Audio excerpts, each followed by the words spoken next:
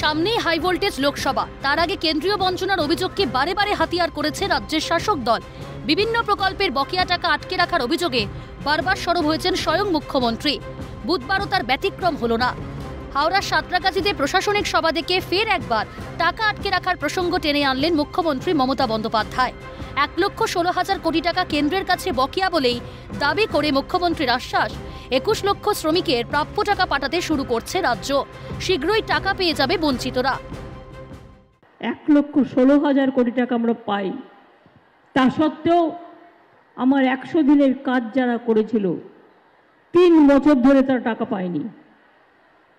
21 লক্ষ মজদুরকে কয়েক হাজার কোটি টাকা যারা কাজ করেছিল শ্রম দিবসে তাদের কাজ করা অনুযায়ী শুধুমাত্র 21 লক্ষ জব কার্ড হোল্ডার যারা কাজ করে টাকা পায়নি, তাদের টাকা সেন্ট্রাল গভর্নমেন্ট দেয়নি। এটা সেন্ট্রাল গভর্নমেন্ট স্কিম বন্ধ করে দিয়েছে, 2 বছর ধরে দেয়নি।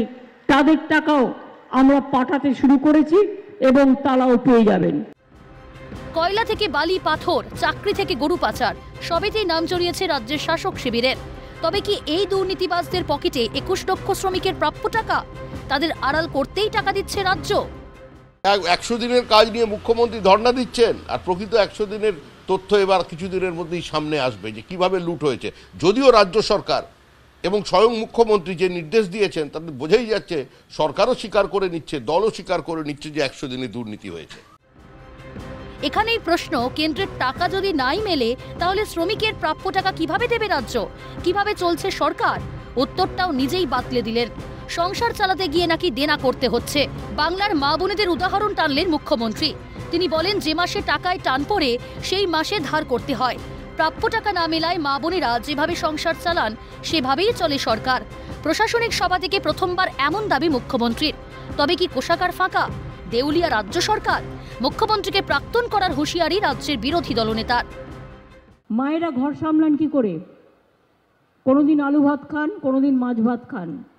যে মাসে টাকার টান পড়ে সেই মাসে কিছু ধার করেন, তারকে বলেন আমাকে দাও ভাই, আমি নেক্সট মাসে তোমারটা শোধ করে দেবো।